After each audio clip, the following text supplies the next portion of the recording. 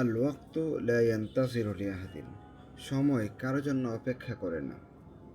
এবং আজকে আমাদের সময়গুলোকে আমরা অহেতুক নষ্ট করছি, আমাদের সময়গুলোকে অনর্থক কাজে ব্যয় করছি।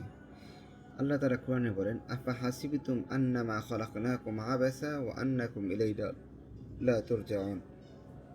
তোমরা কি ধারণা করছো তোমাদেরকে আমি অনর্থক সৃষ্টি করেছি এবং তোমরা ওয়া আন্নাকুম ইলাইনা লা তুরজাউন, এবং তোমরা আমার নিকট আসবে না বা আমাদের নিকট প্রত্যাবর্তন করবে না? অবশ্যই আল্লাহ তাআলা এরকম প্রশ্ন করতেছেন, তার মানে অবশ্যই আমাদের আল্লাহ তাআলার নিকট যেতে হবে এবং আল্লাহ তাআলার নিকট প্রশ্নের সম্মুখীন হতে হবে।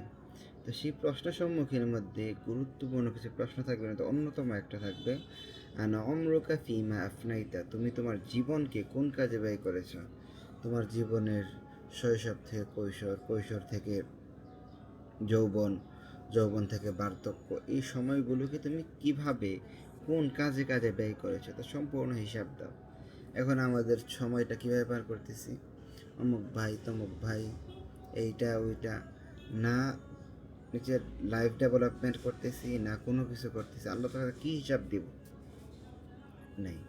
দ্বিতীয় প্রশ্নের উত্তর থাকবে সবচেয়ে গুরুত্বপূর্ণ, আন শাবাবাকা ফিমা আফনাইতা, তুমি তোমার যৌবনকাল, যেই সময়ে তুমি চাইলে একটা কিছু করে ফেলতে পারতা, ওই সময়টা তুমি কিভাবে পার করছো।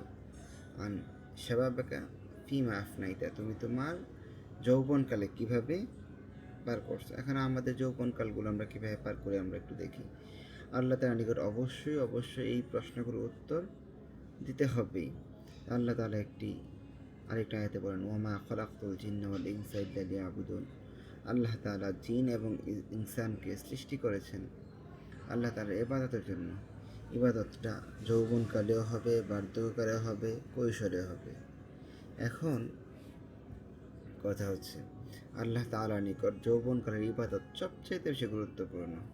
তো যেই যুবক বর্তমানে সময় পার করছে অহেতুক কাজে, তাদের উচিত অতি দ্রুত অতি দ্রুত আল্লাহ তাআলার আহ্বানে সাড়া দেওয়া এবং নিজের লাইফকে নিয়ে চিন্তা করা। আল্লাহ তাআলা আমাদেরকে এই কথাগুলোর উপর আমল করার তৌফিক দেন।